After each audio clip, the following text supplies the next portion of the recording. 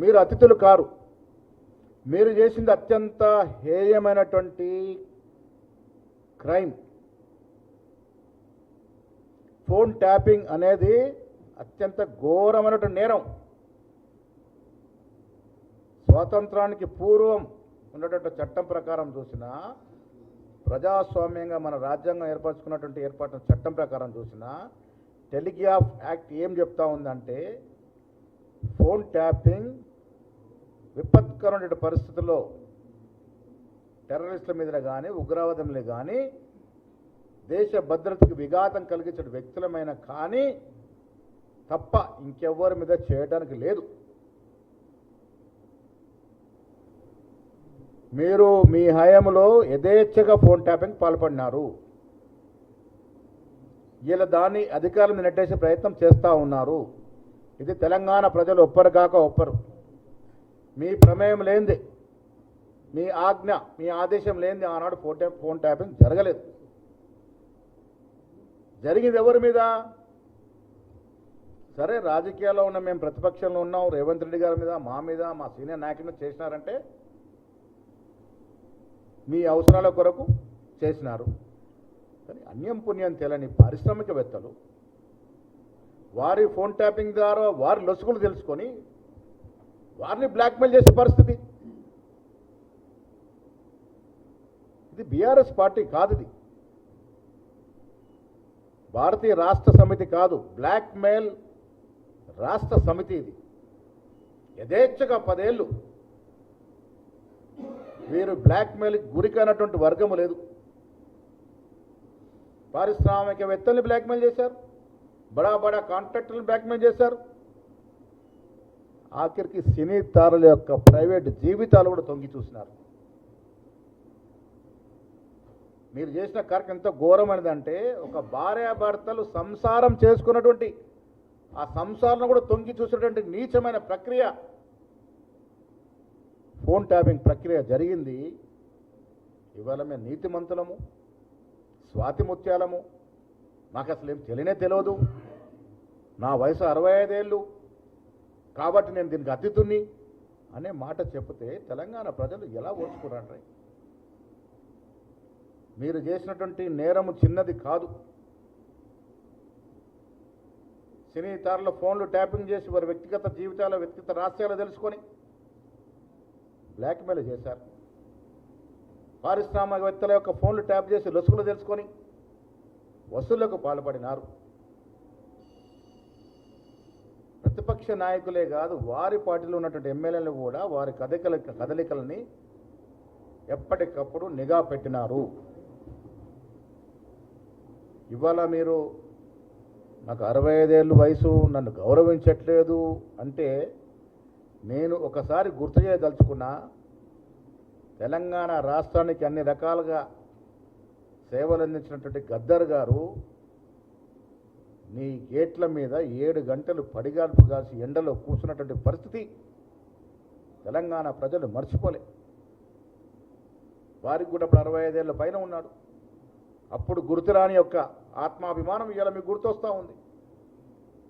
కోదండరామ్ గారు తెలంగాణ కోసం కేసీఆర్ గారు ఎంత పాటుపడ్డారో అదే రీతిలో వారు కూడా సర్వం తెలంగాణ కోసం తన శాయశక్తులు ఒడినాడు. అటువంటి కోదండరామ్ గారిని కిటికీలు దర్వాజాలు బద్దలు కొట్టి అర్ధరాత్రి పోలీసులు వారిని ఎత్తుకపోయినాడు. నీకు వయసు గుర్తురాలేదా కేసీఆర్ గారు? మా సీనియర్ నాయకులు వి హనుమంతరావు గారు అంబేద్కర్ విగ్రహం పెట్టాలని ధర్నా చేస్తే ఏ రకంగా ఈడ్చుకెళ్ళినారో ఒక్కసారి గుర్తు చేయాల్సిన అవసరం ఉన్నది. ఇవన్నీ ఒక ఎత్తు.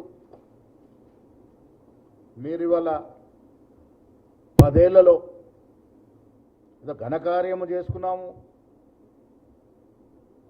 మేము రాష్ట్రానికి చేసినటువంటి సేవ చాలా గొప్పది అని చెప్పుకుంటే మీరు తెలంగాణ ప్రజలకు గుర్తు చేసుకుంటున్నాం. మీ 10 ఏళ్ల పాలన జరిగిందల్లా పెండింగ్ బకాయిలు, కూలిన ప్రాజెక్టులు, బెదిరింపులు, బకాయి వసూళ్లు, లూటుమార్. అసలు ఏ వర్గం వారిని వదలకుండా ఒకరు కాదు ఇద్దరు కాదు, కేసీఆర్ కుటుంబ సభ్యులు యావత్తు 10 ఏళ్ళు ఈ క్రీడలో మునిగి తేలినారు. ఏ వర్గాన్ని వదలకుండా బ్లాక్మెయిల్కి పాల్పడి విపరీతమైన వస్తువులకు పాల్పడినారు. కాబట్టే ప్రజలు మీకు బుద్ధి చెప్పినారు. నేను మీ ద్వారా తెలంగాణ ప్రజలకి ఒక స్పష్టత ఇవ్వదలుచుకున్నాను. టెలిఫోన్ ట్యాపింగ్ అత్యంత ఘోరమైన నేరము. దీంట్లో ప్రమేయం ఉన్నటువంటి వ్యక్తులు ఎంతటి వారైనా శిక్షార్హులే. ఈ నేరానికి పాల్పడినటువంటి ఆనాడు పదవిలో ఉన్నటువంటి అధికారుల వ్యక్తులు ఎవరన్నా కానీ, ఎంతటి పెద్దవారన్నా కానీ, సిట్ విచారణ తర్వాత దోషులుగా తేలితే శిక్ష తప్పదు. నేను ఈ రాష్ట్రానికి ముఖ్యమంత్రిగా చేశాను, తెలంగాణ ఉద్యమంలో ఉన్నాను, ఒప్పుకుంటాం. అంత మాత్రం నేను తప్పు చేస్తే నాకు శిక్ష పడకూడదు అంటే మాత్రం ప్రజాస్వామ్యంలో అది సరైనది కాదు. చట్టం ఎవరికైనా ఒకటే. ఇవాళ హరీష్ రావు గారు కేటీఆర్ గారికి 65 ఏళ్ల వయసు నుండి మా నాన్నగారని గుర్తొస్తూ ఉంది. ఆనాడు గద్దరు 7 గంటలు బయట నిలబెట్టినప్పుడు ఈ కేసీఆర్ ఈ కేటీఆర్ ఎందుకు వారు నాయన్ని అడగలే? గద్దరు ఒక ప్రజాకవి, తెలంగాణ ఉద్యమంలో పాలు పంచుకున్నాడు. నాయన మరి 7 గంటల నుంచి ఎండలో ఉన్నాడైనా పిలుచుకుందామని చెప్పాల్సిన సోయందుకు లేదు మీకు? కోదండరామ్ గారు అర్ధరాత్రి కిటికీలు వలగొట్టి ఎత్తుకుపోతూ ఉండే ఇదే కేటీఆర్ హరీష్ రావు గారు మామగారు ఇది తప్పు, ఇది చేయకూడదని చెప్పాల్సిన సోయందుకు లేదు హరీష్ రావు గారికి? ఇవాళ వయసులు గుర్తొస్తూ ఉన్నాయి, పెద్దరికలు గుర్తొస్తూ ఉన్నాయి. ప్రజాస్వామ్యం ఇది. తెలంగాణలో ఉన్నది ప్రజాస్వామ్యయుతంగా నడుస్తున్నట్టు కాంగ్రెస్ ప్రభుత్వము. చట్టం ముందు అందరము సమానులమే. చట్టం ఎవరికైనా వర్తిస్తుంది. ఆ చట్టం ప్రకారమే మేము నడుచుకుంటాము. కేసీఆర్కి పంపినటువంటి నోటీసులు నాకు ఫామ్ హౌస్కి ఇయ్యలే, ఇంట్లో ఇవ్వాలంటాడు. ఎవరికి నోటీస్ ఇచ్చినా పర్మనెంట్ అడ్రస్కే ఇస్తారు. నీ పర్మనెంట్ అడ్రస్ నందినగర్, నంది హిల్స్లో ఉన్నటువంటి ఇల్లు, అక్కడే ఇస్తారు. మీరుంటుంది ఇప్పుడు వ్యవసాయ క్షేత్రం, అది పర్మనెంట్ రెసిడెంట్కే ఇస్తారు, అక్కడే విచారిస్తారు. మీరు పెద్దవారు కాబట్టి మీ దగ్గరకు వచ్చి విచారిస్తూ ఉన్నారు. వాస్తవాలు చెప్పండి. మీ ప్రమేయం లేదనుకుంటే తప్పు చేయాలని నిరూపించుకునే అవకాశం ఉంటుంది, నిరూపించుకోండి. అంతేకాని చట్టం నాకు వర్తించదు, నేను దాని అతిథుణ్ణి అంటే మాత్రం తెలంగాణ ప్రజలు ఒప్పుకోరు.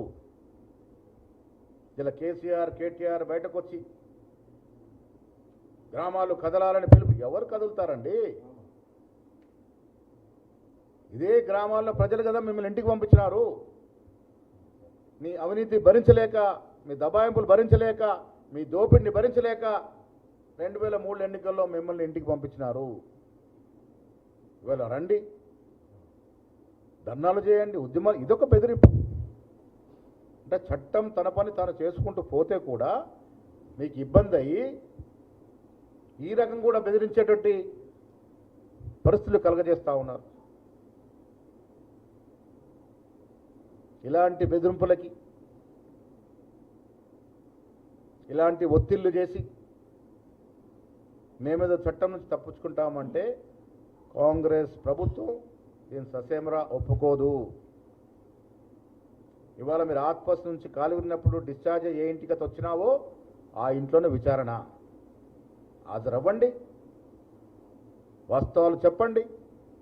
మేము కానీ తెలంగాణ ప్రజలు కానీ కోరుకుంటుంది సిట్టు ద్వారా ఫోన్ ట్యాపింగ్ విషయంలో వాస్తవాలు బయటికి రావాలి. ఎంతోమంది దీనికి బలైనారు.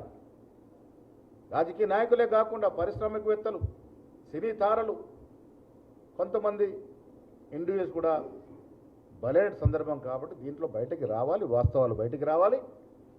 మీరు దీన్ని ఏదో రాజకీయంగా వాడుకొని ఉసుగొల్పి రెచ్చగొట్టి ఏదో చేస్తానంటే ప్రజలు మీ మాట వినే పరిస్థితులు లేరు.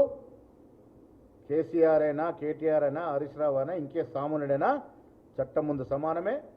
మీరు విచారణ హాజరవ్వాల్సిందే, వాస్తవాలు చెప్పాల్సిందే. సిట్ విచారణ మళ్ళీ చెప్తా ఉన్నాను, రాజకీయ దురుద్దేశం లేదు, రాజకీయ